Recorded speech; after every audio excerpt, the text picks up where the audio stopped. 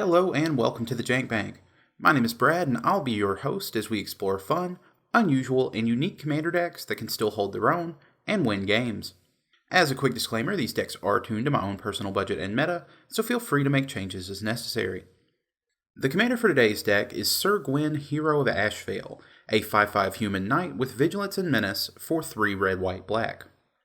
Sir Gwyn has 2 powerful abilities, the first of which lets us draw a card at the cost of 1 life whenever an equipped creature we control attacks, and the second gives all of our equipment Equip Knight 0.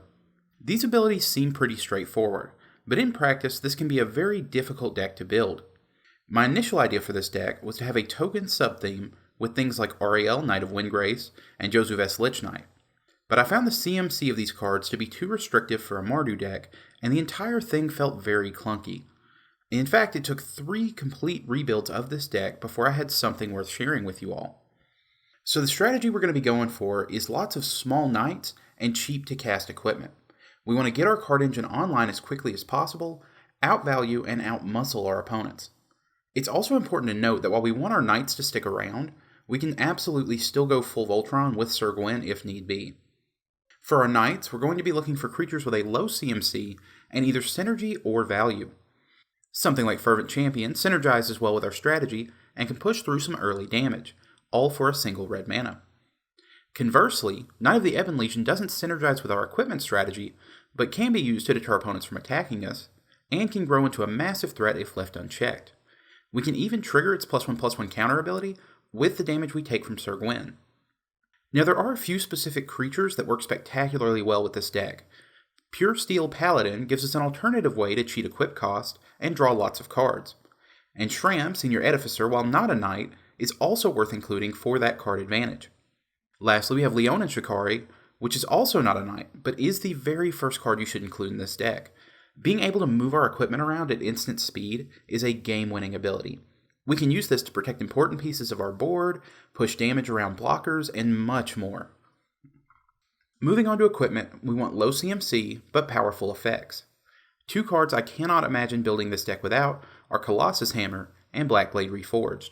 Both of these provide us with massive power at very little cost. We can also run things like Basilisk Collar to deter attackers and give lifelink to offset the damage we take from Sir Gwyn's ability, Scythe of the Wretched, which lets us steal our opponent's creatures, and Sure Strike Trident, which lets us push damage through any number of blockers. The last card I want to talk about solves a massive problem in this deck. Sir Gwyn's CMC is entirely too high.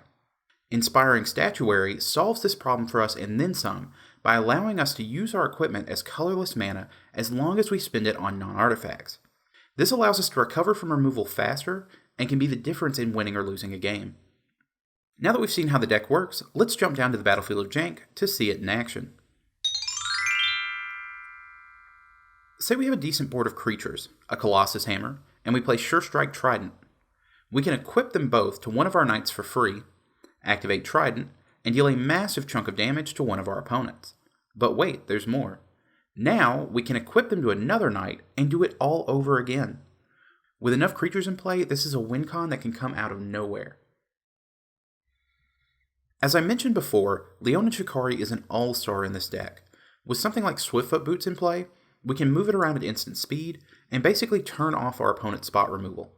We can also use this ability to push through massive amounts of damage by moving our equipment around after blockers are declared. We can even combine this with our Trident combo to do the entire thing on an opponent's instep. And that's going to do it for today's deck. The full list is in the description and I'd love to hear your thoughts on it, so please let me know in the comments below. If you enjoyed this video and want to see more, be sure to like, subscribe, and hit the notification bell to stay up to date with all the latest episodes. The Jank Bank is brought to you entirely by the incredible generosity of our patrons. If you'd like to join them in supporting the channel, click the link in the description below. And with that, we bring the show to a close. See you next time, and stay janky.